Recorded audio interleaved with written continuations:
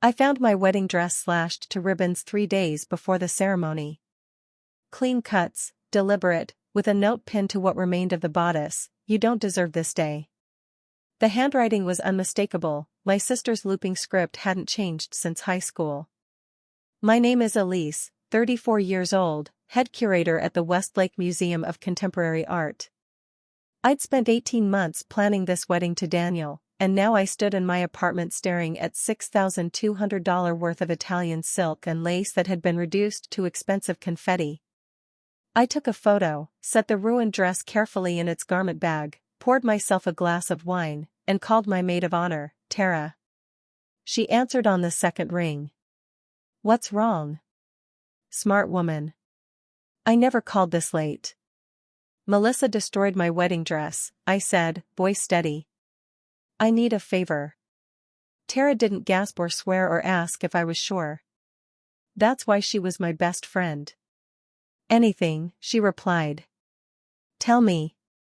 Truth is, I wasn't surprised. 6 months before the wedding, things with Melissa had changed. Small things. The sudden cancellations when we were supposed to meet vendors. The backhanded compliments about my engagement ring, "It's smaller than I expected, but it suits you." The way she'd drift away during bridesmaid dress fittings, always on her phone, smiling at texts she never shared. I didn't confront her, didn't start checking her messages or questioning her loyalty. That's not who I am. But I wasn't blind either. So I made some quiet moves of my own. Nothing dramatic, just precautions. I backed up all my wedding plans digitally and gave copies to both Tara and my fiancé. I kept a second set of vendor contracts in my office at the museum. I set aside an emergency fund specifically for wedding disasters, separate from our main wedding account. I arranged alternative options for everything critical, a backup venue, a second-choice caterer who could step in with 24 hours notice, even another photographer who owed me a favor. I never told anyone about these contingencies. Most people thought I was just being my usual organized self, the detail-oriented curator who could manage 16 artists' fragile egos while simultaneously orchestrating a gallery opening. Daniel called it my backup plan syndrome. He wasn't wrong. I met Melissa when I was 6 and she was 4. My father married her mother after a whirlwind romance, 3 months from first date to I do. Melissa had been the flower girl, all blonde curls and cherubic smiles. I was the reluctant junior bridesmaid, still raw from my own mother's death the year before. We weren't friends at first. I resented her for having a mother when mine was gone. She resented me for being first in our father's life. But over time, we developed a relationship that looked like sisterhood from the outside. We shared clothes, fought over bathroom time, defended each other at school. My father and her mother were delighted. What they didn't see were the small cruelties, my homework that mysteriously disappeared before due dates, my art projects that got accidentally ruined just before exhibitions, the rumors she spread when I started dating. At first, I thought it was normal sibling rivalry. But as we got older, I recognized the pattern. Every significant moment in my life somehow became diminished, overshadowed, or ruined entirely. My high school graduation, Melissa announced her early college acceptance during my party. My first gallery showing, she had a medical emergency, later revealed to be entirely fabricated, that pulled our parents away. My promotion to assistant curator, she got engaged the same day. The list went on. Each incident, taken alone, could be dismissed as bad timing or coincidence. Together, they formed a clear picture. When I met Daniel 4 years ago, I kept him separate from my family at first. He was a structural engineer with an architect's eye and a poet's heart, quiet and thoughtful in ways my family never understood.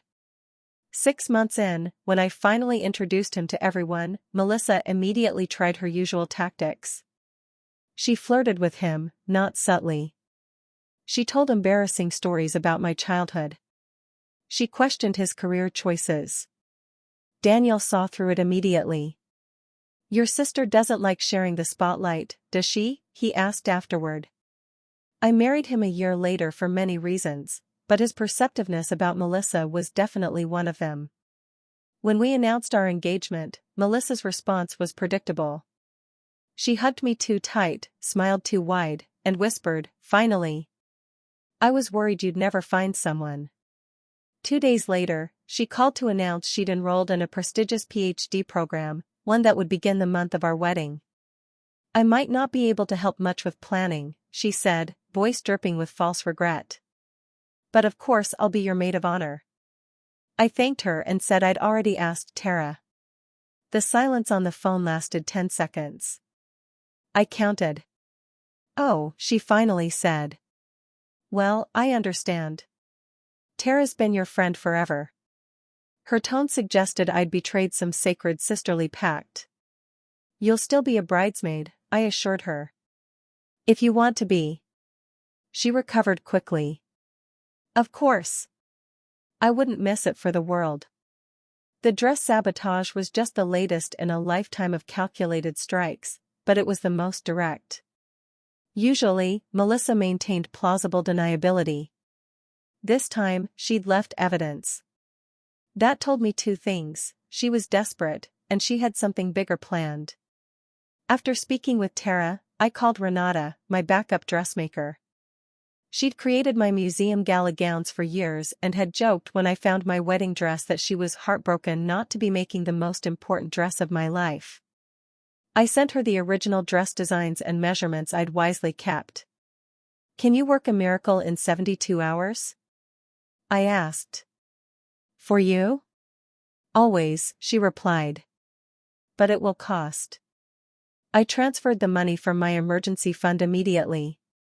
Next, I called building security for my apartment complex and requested the surveillance footage from the hallway outside my door for the past week. Being on the condo board had its advantages. The footage showed Melissa using her emergency key to enter my apartment while I was at work. 3 hours later, I had changed my locks. That night, Daniel came over. He listened quietly as I explained what had happened, his architect's eyes studying the dress remains with the same intensity he gave to structural problems in his buildings. When I finished, he asked only, "What's your plan?" Not "Are you sure?" or "Maybe it was an accident," or "Let's talk to her first." In that moment, I loved him even more fiercely than before. "I'm going to get married on Saturday," I told him. "In a better dress. And I'm going to make sure Melissa never ruins another important day." He nodded. "Need help?" I smiled. "Always, but this part one need to handle myself." He kissed my forehead. "Just tell me where to be." The next morning, I texted Melissa, "Need to talk. Urgent. Please come to my office." She replied immediately, "Everything okay? Wedding crisis?" The fake concern was infuriating, but I stayed cool. "Just need to see you. ASAP." 30 minutes later, she arrived at the museum, breathless and wide-eyed with artificial worry. "What's wrong?" she asked, settling into the chair across from my desk. I slid an envelope across to her. "Open it," I said. Inside was a still frame from the security footage showing her entering my apartment, and a photo of the ruined dress. She glanced at the images, then back at me, her expression transitioning from shock to calculation to defiance in seconds. "I don't know what you're talking about," she said, pushing the envelope away. "You don't need to admit it," I replied, voice calm. "I'm not looking for a confession." I leaned forward. "I'm telling you that I know, I have proof, and I've already solved the problem. The wedding will happen as planned." I could see her mind working, trying to understand why I wasn't screaming or crying. This wasn't following her script. "What I want to know," I continued, "is why now? Why so obvious? You're usually more careful." Something flickered in her eyes, surprised that I'd noticed her previous sabotage, perhaps. "I really don't know what you mean," she insisted. "If your dress was damaged, I'm sorry, but it wasn't me." I studied her for a moment. "My sister, the perpetual victim, the eternal competitor." She'd never admit it, not even with evidence literally in her hands. "Okay," I said finally. "Then I'm sure you'll be devastated to learn that I've had to make some last-minute changes to the wedding party. Unfortunately, I can no longer include you as a bridesmaid." Her face flushed. "You're kicking me out of your wedding? Over some paranoid accusation?" I kept my voice level.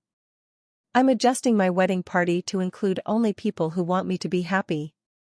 If you'd like to attend as a guest, you're welcome to do so." She stood abruptly. "Dad will be furious." It was her trump card, the one she'd always played. Our father had always pushed for peace between us, usually by asking me to accommodate Melissa's sensitivity. "Dad already knows," I replied. This was a lie, but a necessary one. "I showed him the security footage this morning." Another lie, but I watched it land like a physical blow. "He's disappointed, but he understands my decision." Melissa's eyes narrowed. "You've always been jealous of me," she hissed, abandoning her denials. "Just because everyone likes me better, because I'm more interesting, because men actually notice me first." I didn't respond to the bait. Instead, I stood and opened my office door. "Goodbye, Melissa. I hope you find whatever it is you're looking for." She stormed out, nearly colliding with Tara, who was waiting in the hallway. "Everything okay?" Tara asked, watching Melissa's retreating form. "Getting there," I replied. What Melissa didn't know was that I'd been preparing for this moment for months. The dress was just the catalyst. When Daniel proposed, I knew, absolutely knew, that Melissa would try to ruin it somehow. So I'd created a wedding that could survive her interference, and a plan that would end her ability to hurt me for good. 2 days before the wedding, I met with my father at his favorite coffee shop. I'd brought the security footage with me, but I didn't show it to him immediately. Instead, I asked him about his own wedding to my mother, a topic he rarely discussed.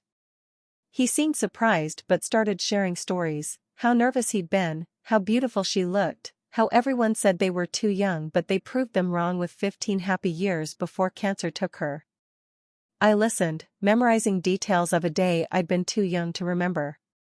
When he finished, I reached for his hand. "I want my wedding day to be as special as yours was," I said. "But I'm worried about Melissa." His expression changed. "Elise, I wish you two could just," I cut him off gently. "Dad, this isn't about old rivalries. This is about now." I showed him the footage then, along with photos of the dress. He watched in silence, his face aging years and minutes. "There must be some explanation," he said finally, but his voice lacked conviction. "There is," I agreed. "Melissa doesn't want me to be happy if she thinks I'm happier than her."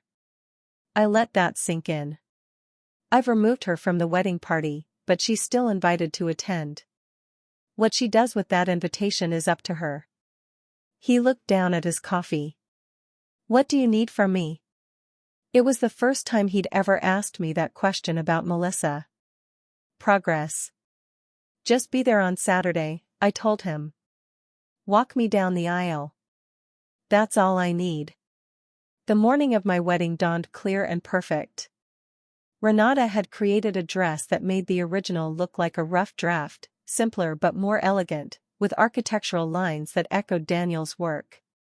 Tara helped me into it at the venue, a restored historic library we'd chosen for its soaring ceilings and wall-to-wall books. "Any sign of Hurricane Melissa?" she asked, adjusting my train. "Not yet," I replied. "But she'll come. She won't be able to resist one last attempt." Tara raised an eyebrow. "You sound almost hopeful." I smiled. "Let's just say I'm prepared." An hour before the ceremony, as guests began to arrive, my father came to the bridal suite.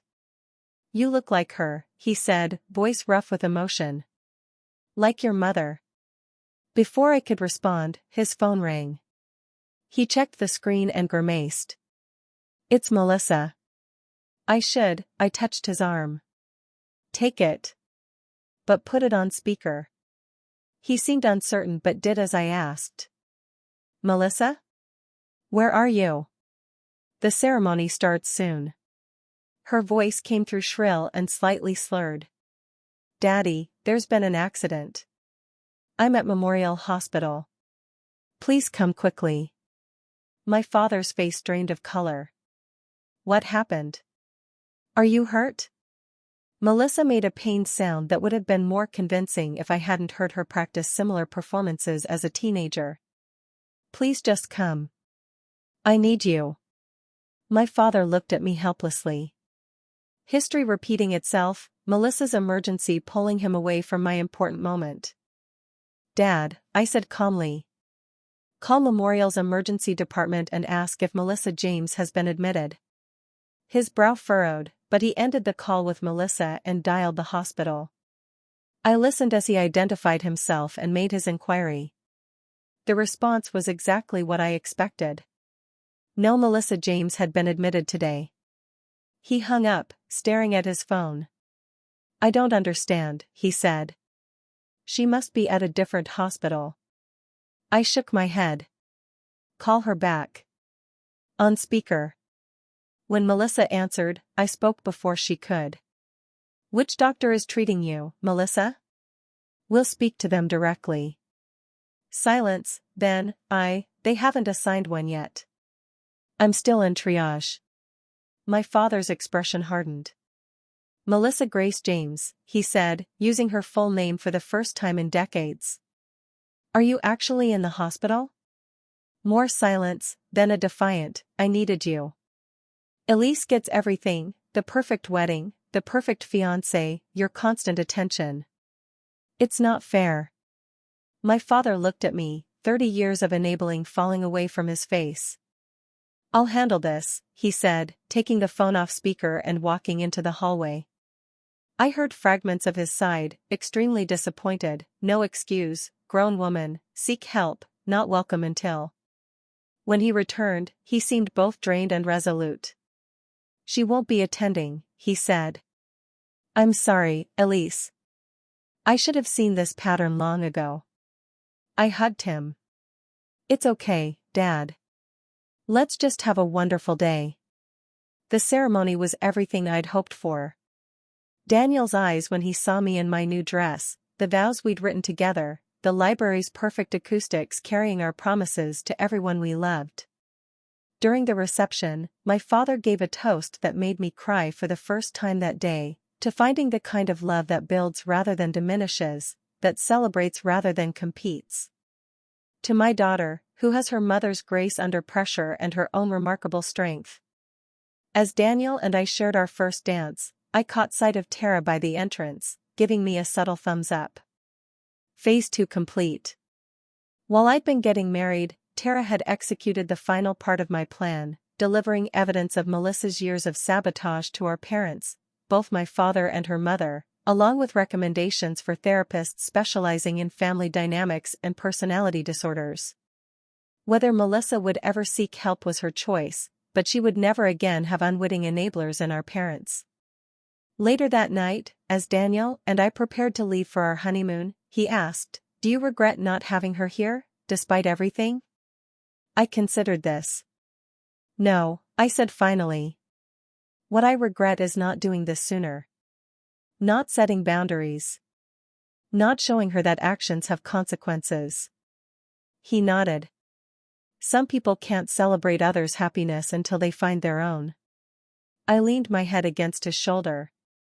That's surprisingly compassionate, given she tried to ruin our wedding. He laughed. Well, she failed spectacularly. In fact, I'd say this turned out better than our original plan. He was right. The new dress was perfect. Our family and friends had witnessed our commitment. And for the first time in my life, I felt truly free of Melissa's shadow. 3 months later, a package arrived at our new home. Inside was a handwritten letter from Melissa, no accusations, no justifications, just a simple acknowledgement, I've started therapy. It's hard. I don't know if we'll ever be close, but I'm working to understand why I couldn't be happy for you. Congratulations on your marriage. It wasn't an apology exactly, but it was more self-awareness than she'd ever shown before. I didn't respond immediately. Instead, I placed the letter in my desk drawer and went about my day, finalizing plans for the museum's new exhibition, making dinner with Daniel, living the life I'd built. My revenge, if you could call it that, hadn't been about public humiliation or dramatic confrontation. It had been about creating a day that was immune to sabotage, establishing boundaries that couldn't be crossed, and finally breaking a pattern that had defined too much of my life. The best revenge was my happiness, deliberately constructed and fiercely protected. Eventually, I wrote back to Melissa, a short note acknowledging her effort and wishing her well in therapy. Not forgiveness, not yet, but an open door if she was genuinely changing. Maybe someday we'd find a new way to be sisters. Maybe not. Either way, I had proven that my celebrations were mine to define, and no one, not even family, could take that away from me again.